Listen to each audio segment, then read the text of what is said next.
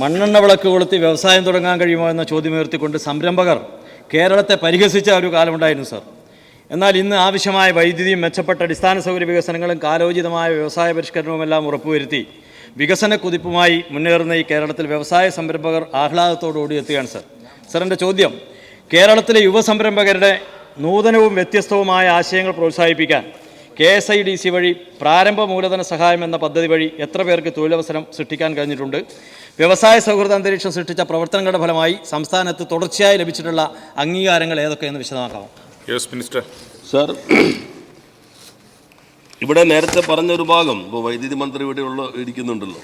നേരത്തെ ഇപ്പോൾ കേരളത്തിലൊരു 10ലൊക്കെ പഠിക്കുന്ന കുട്ടികളോട് 10അല്ല, ഒരു 15-16 വയസ്സുള്ള കുട്ടികളോട് ചോദിച്ചാലും പവർ കട്ട് എന്താണെന്ന് പറഞ്ഞാൽ അവർക്കറിയില്ല. കാരണം കഴിഞ്ഞ 10 വർഷം കൊണ്ട് പവർ കട്ട്, ലോഡ് ഷെഡിങ്, ഈ 2 പദങ്ങൾ കേരളത്തിലെ ഡിക്ഷണറിയിൽ നിന്ന് അപ്രത്യക്ഷമാക്കാൻ കഴിയുന്ന മാറ്റം വൈദ്യുതി ഉൽപ്പാദന രംഗത്തുണ്ടായി സാർ.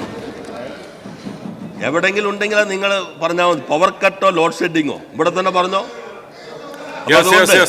ശ്രദ്ധിക്കണ്ട സാർ, ഈ നമ്മൾ ഈ പല ചിലര് കഴിഞ്ഞ 10 കൊല്ലമായി ഇരുട്ടിൽ തന്നെയാണ് സാർ. അതിന് രക്ഷപ്പെടുത്താൻ നമുക്കൊന്നും കഴിയില്ല സാർ.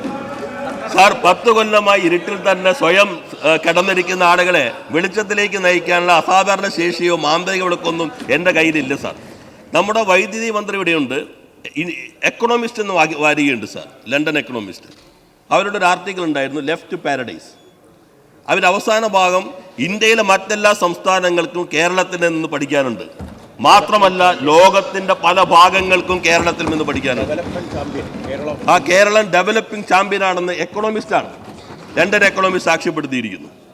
അത്യാവശ്യം വായിക്കുന്നവർക്ക് അറിയാൻ കഴിയും, പ്രതിപക്ഷ നേതാവ് ചിലപ്പോൾ ശ്രദ്ധിച്ചിട്ടുണ്ടാവും സാർ. അതിലൊരു ഭാഗം പറയുന്നത് നമ്മുടെ എക്കണോമിസ്റ്റിന്റെ ഇന്റലിജൻസ് യൂണിറ്റ്, അവരുടെ ഒരു ഭാഗം അതിനകത്ത് കോട്ട് ചെയ്യുന്നുണ്ട്. അതൊരു സിസ്റ്റർ യൂണിറ്റാണ്.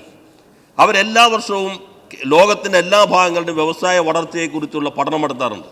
അത് വലിയ വില കൊടുത്താണ് സബ്സ്ക്രൈബ് ചെയ്യുക കോർപ്പറേറ്റുകളൊക്കെ. കാരണം കോർപ്പറേറ്റുകളൊക്കെ ഇപ്പോൾ നമ്മൾ എത്ര പറഞ്ഞാലും, ഇപ്പോൾ ചിലർ പറയില്ല അങ്ങനെ പറയുന്നു ഇങ്ങനെ പറയുന്നു, ഇവർ തള്ളാണ്, PR ആണെന്നൊക്കെ പറയുമല്ലോ. നമ്മൾ എന്തൊക്കെ പറഞ്ഞാലും ഈ കോർപ്പറേറ്റ് ഏജൻസികൾ അവരുടേതായ കൺസൾട്ടൻസി വെച്ച് ഇത്തരത്തിലുള്ള പഠനങ്ങൾ നോക്കി ആ പഠനങ്ങളുടെ അടിസ്ഥാനത്തിലാണ് എവിടെ ഇൻവെസ്റ്റ് ചെയ്യണമെന്ന ഡിസിഷനിലേക്ക് എത്തുന്നത്.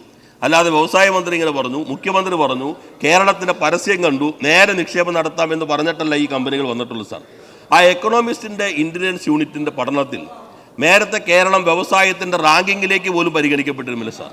എന്നാൽ ഇപ്പോൾ കേരളം 9ാമത്തെ റാങ്കിങ്ങിൽ എത്തുമ്പോൾ അതിൽ പറയുന്നൊരു പ്രധാനപ്പെട്ട ഭാഗം എന്നുള്ളത് അൺഇൻറപ്റ്റഡ് പവർ കണക്ഷൻ്റെ കാര്യത്തിൽ വ്യവസായങ്ങൾക്കുള്ളതിൽ കേരളം ഇന്ത്യയിൽ ഇന്ന് 3ാം സ്ഥാനത്താണെന്ന് എക്കണോമിസ്റ്റ് സാക്ഷ്യപ്പെടുത്തുകയാണ് സാർ.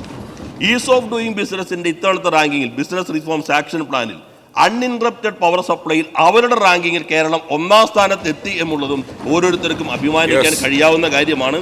ഇതിന്റെ ഭാഗമായിക്കൊണ്ടാണ് അസ്വസ്ഥപ്പെട്ടിട്ടില്ല. യാഥാർത്ഥ്യങ്ങൾ പറയുമ്പോൾ ഉള്ളത് പറഞ്ഞാൽ ആർക്കോ തുള്ളൽ വരുമെന്ന് പറഞ്ഞ് അവിടെ ഇരുന്ന് അശരീരി പോലെ ഉരുവിട്ടിട്ടൊരു കാര്യമില്ല. യാഥാർത്ഥ്യങ്ങൾ മാത്രമേ പറയുന്നുള്ളൂ. വസ്തുതകൾ വെച്ചുകൊണ്ട് വേണമെങ്കിൽ സംസാരിക്കാം. അശരീരി പോലെ ഈ അവിടെ ഇരുന്ന് പറഞ്ഞാൽ അതിനെ മറികടക്കാൻ കഴിയില്ല സാർ. സാർ, നമുക്കിപ്പോൾ ഈസ് ഓഫ് ഡൂയിങ് ബിസിനസ്സിൽ 2 തവണ തുടർച്ചയായി 1ാം സ്ഥാനത്തേക്ക് എത്തുന്നു. ഫാസ്റ്റ് മൂവർ പട്ടികയിൽ ആദ്യമായി Keralam അംഗീകരിക്കപ്പെടുന്നു.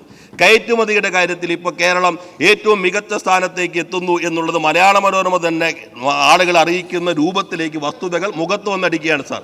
American Society of Public Administration അതിൻ്റെ നോവൽ ഇന്നോവേഷൻ പബ്ലിക് അഡ്മിനിസ്ട്രേഷനായി കേരളത്തിൻ്റെ ഇയർ ഓഫ് എൻ്റർപ്രൈസസ് പദ്ധതി തിരഞ്ഞെടുത്തിരിക്കുന്നു സാർ. അതുപോലെയുള്ള ഒത്തിരിയേറെ അംഗീകാരങ്ങൾ നേടാൻ നമുക്ക് കഴിഞ്ഞു. അത് ഈ ഗവൺമെൻറ്റിനുള്ള അംഗീകാരമല്ല സാർ, കേരളത്തിനുള്ള അംഗീകാരമാണ്. കേരള വിരുദ്ധർക്ക് മാത്രമേ ഇത്തരം അംഗീകാരം കിട്ടുമ്പോൾ അസ്വസ്ഥരാകാൻ കഴിയുകയുള്ളൂ. കേരള വിരുദ്ധരാകാതിരിക്കാൻ എല്ലാവരും ശ്രദ്ധിക്കും. നന്നായി.